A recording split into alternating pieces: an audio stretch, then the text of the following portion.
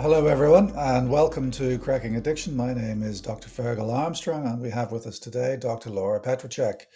Laura, I thought today we would continue our journey in the 12 steps and talk about the 10th step.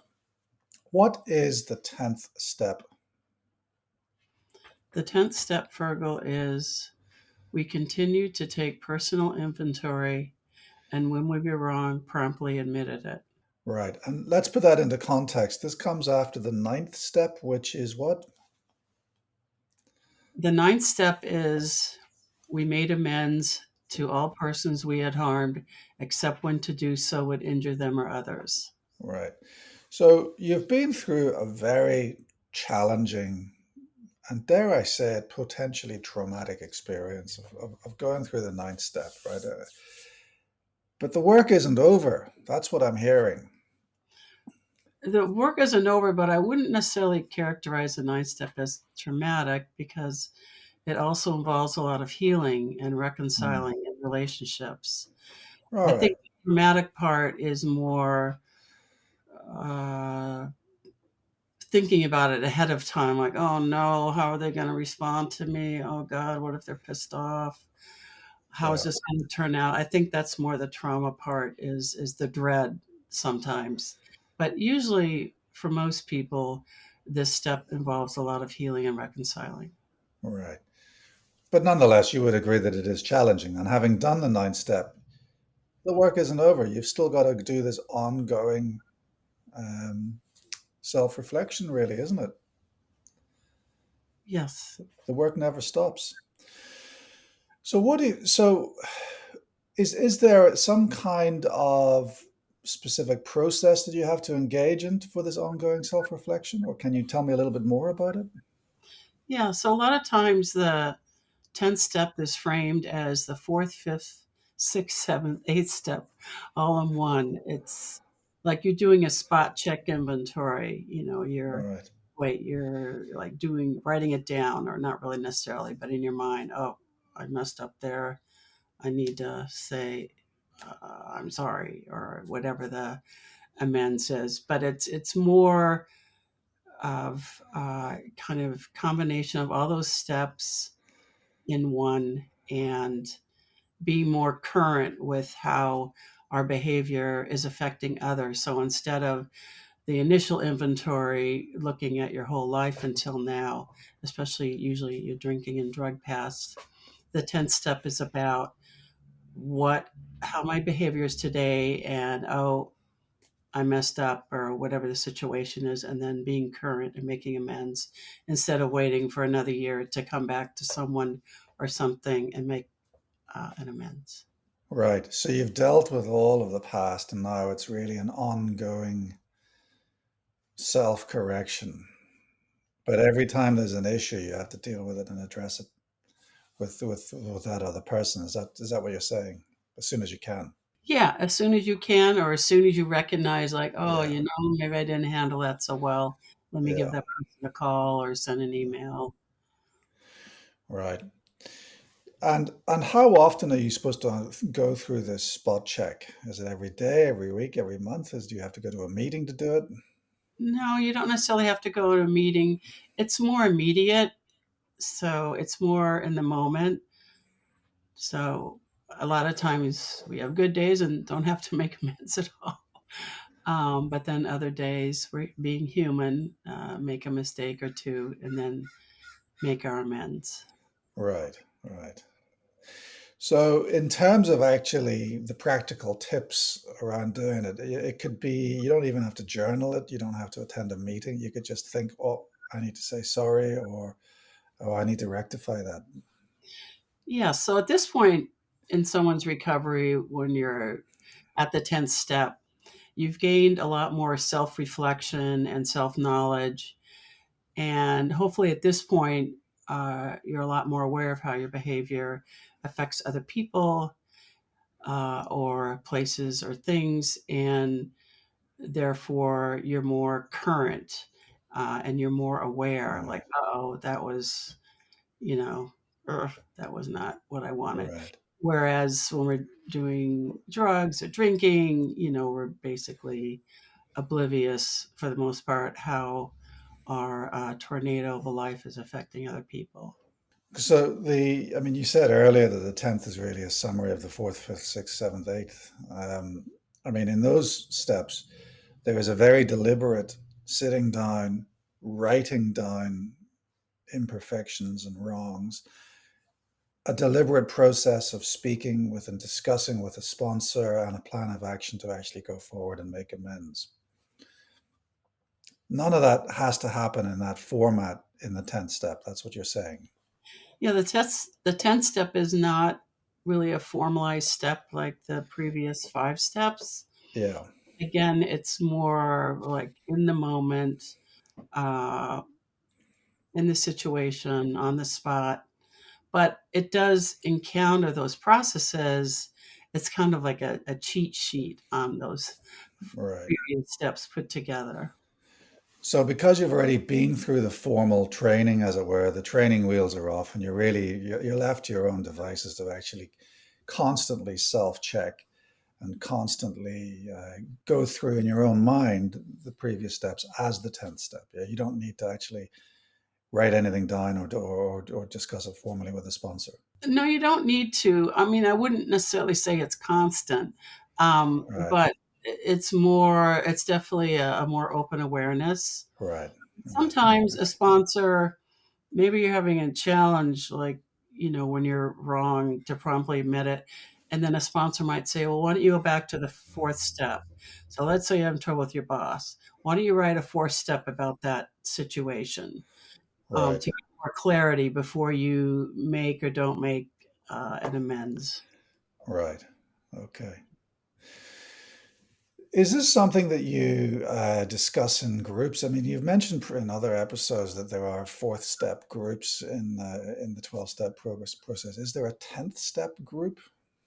So step groups, Fergal, are we rotate. So one week is the first step, the next week's the second, like the step meeting. So the overall theme of the group is called the step meeting. So, like the group I'm in last night, we read the first step. And you usually each week then do the subsequent step. Right. And then you start after 12 weeks, you go back to number one. Right. Right. But that's not the format for a lot of 12 step meetings. I No, mean, a lot of 12 steps meetings are a drunkalog or a drugalog, and you tell your story, what it was yeah. like, what happened, and what's it like now. And then there's sharing involved. But what I like about the step meetings is that it's more structured. Yeah. There's tools talked about. It's more focused on recovery. Yeah. Whereas, the stories could get a bit limiting after a while, and maybe not as helpful as a step meeting.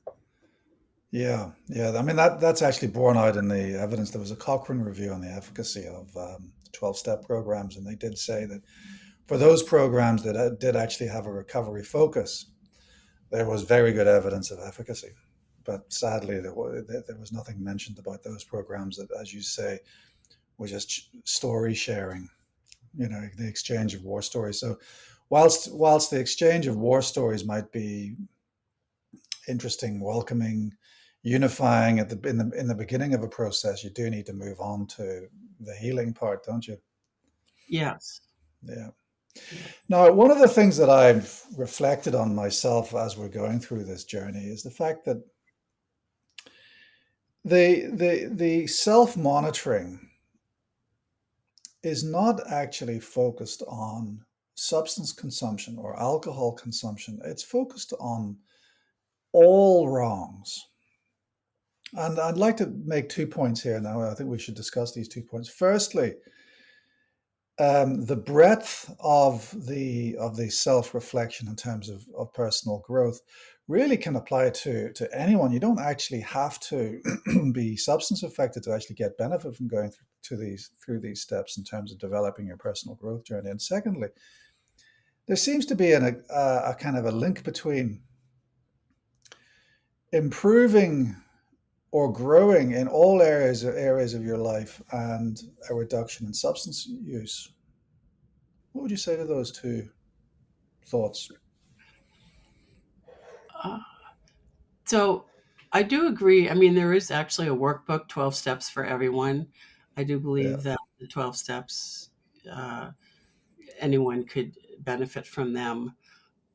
I'm, I wasn't exactly clear. So are you saying that if your life's improving, then you're using drugs and alcohol less? No, well, yeah, yeah. Well, what I'm trying to say is that the steps don't, or this, at least the 10th step, does not specifically acknowledge or mention substance or alcohol use.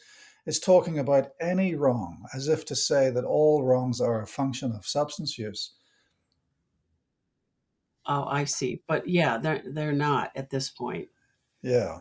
Yeah. Okay. So, Agree. so Yeah. really, the breadth of the introspection is really widened, and for me, it really is a journey of personal growth, whereby you can think about, I want to be better today than I was yesterday in all aspects of my life. It's not entirely focused on consumption of substances and the ill effects thereof. That's correct. I mean, after you come in the program and start in the first step, that's pretty much in the rearview mirror. And then moving forward, it's how Yeah. your life and your behavior and your actions affect today. And then you're taking inventory on today, which is for most people, then they're clean and sober when they're doing this step.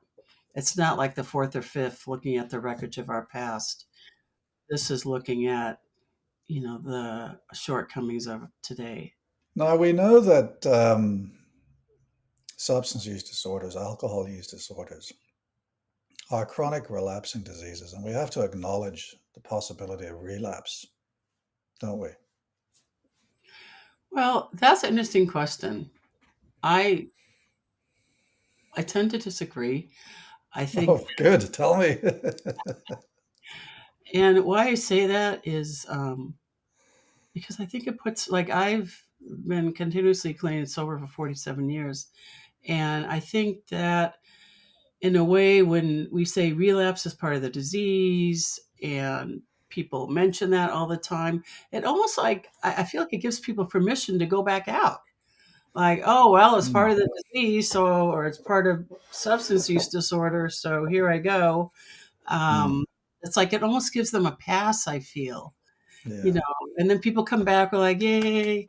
But I just take issue with that relapse is, to expect relapse, because then I feel like it plants this thought, oh, okay, expect a relapse. Oh, well, but So I feel like how if we, do we deal with relapse then? Because we can't deny the possibility of relapse. So we how can't do we deal deny with it, it? but I feel like if we close that door, meaning it's not an option, because you really could have that as not an option, I mean, okay, I'll just really quickly, like for me, I mean, my history and through this podcast, initially before I came in, I tried to commit suicide, but I have made a commitment to myself, my higher power, my family. Like, that's not an option. That door is closed. And I feel we could do that also with substance use. Like, that's not an option anymore. I feel we could Hmm. more concentrate or bring that message, like that's not an option anymore. Let me see what else I could do. But I feel there's so much permission, and oh, that's okay, you could go out 50 million times. And I, I I think that could be changed. So the fact that you're able to say that is not an option, is that a function of your recovery or your internal resilience, or is it, or did that statement actually give you your recovery and your internal resilience? Well, I'm not exactly sure what came first, the chicken or the egg, but Well, I beg to disagree with your disagreeing, because I feel that not an option, I think, is something that you grow into as you recover. I think there are to say to someone in the throes of a substance use disorder, that's not an option. Well, maybe, okay, I think you have a point. It's not necessarily something I would say in the beginning, but of someone's recovery. But yes, I feel as people get more traction, more time, it becomes less and less of an Yes. option. The more you're building Exactly. Yes. I think life. we've found the middle ground. I completely agree with you. I think Mhm. once you get to a certain point of healing, you can look back and realize, well, actually, relapse is no longer an option for you. Yeah, like I don't want to Yeah. go back. There's a I don't see this in rooms, but I remember when I lived in New York City, there was a poster that said it's easier to stay sober than to get sober. And that Yeah. always stayed with me because it's so true, right? Yeah. And you see that in the rooms, people that relapse. I mean, it's really hard to get out of that, Yeah. uh, you know, hole. Yeah. It's hard to get out of the rut all the time, isn't it? Yeah. Yeah. Yeah. But on the subject of relapse, relapse isn't a process as if where the bubble bursts and then bang, you're back drinking. Relapse, I've had it described to me as a process where you start mentally giving yourself permission to do things that you wouldn't otherwise consider, or you start mentally giving yourself permission to stop doing the things that you know are healthy for you. So in the rooms, they call it picking up a drink or a drug is the last step of the relapse. Um, Exactly. so meaning the first step is cognitive, right? Or cognitive Yeah. distortions, Yeah. being this, that, and the other, who knows what's happening, or Yeah. resentments. And then Yeah. by the time you pick up, that's the end of the relapse because you've already laid Yeah. the groundwork. Exactly. Yeah. So for me, relapse then is a process that has a long lead-in time. And that for me is the opportunity for the 10th step, because during that long lead-in time to the last step of relapse, which is picking up that drink, the 10th step can be crucial in turning you around and getting you back on the horse, can it not? Yeah, you mean for coming back from a relapse? Yeah, because if Yeah. you haven't actually picked up that drink, Oh, I yes, see. you might have stopped doing the self-care, you might have stopped investing in relationships, you might Right. start engaging in those cognitive distortions, which for me is relapse. But you haven't yet had that drink. But if you can start thinking about the 10th step, that's the time to start repairing the cognitive distortions, repairing the lifestyle, repairing the relationships, which then get you back on track. Yes, this 10th step could be an intervention in that regard. Yeah. So for me, it's a very powerful message of hope and growth. And really, another idea that I've got is recovery from whatever substance or process really is like cycling uphill. The minute you stop cycling, you start falling backwards. Yeah. Yeah, there's all these phrases. There's sayings in the room that the further you are away from your last drink, the closer you are to your next one. Yeah. So kind of an Yeah. analogy Yeah. to what you were just saying.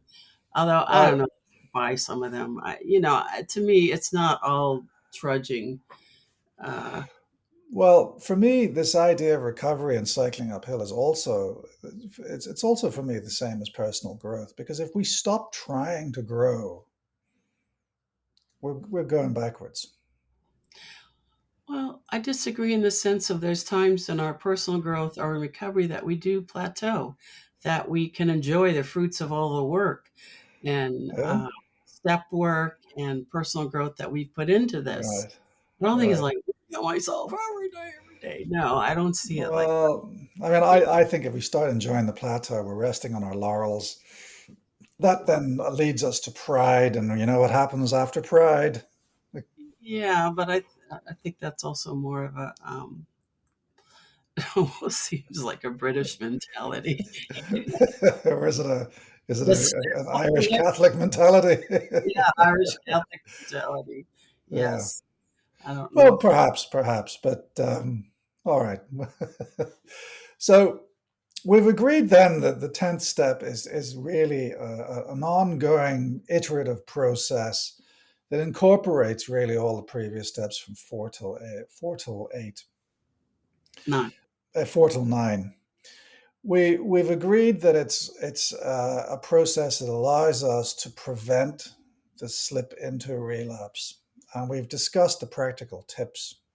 Can you give us an idea of some of the challenges that people face when they're going through the 10th step, or as they're leading a life of the 10th step? Yeah, I think one of the biggest challenges is to stay on our side of the street, meaning, yeah, well, maybe I did that, but they did this. So I think a lot of times we want to approach it as a give and take sort of amends. And Hmm. that's not what it is. That's not the 10th step.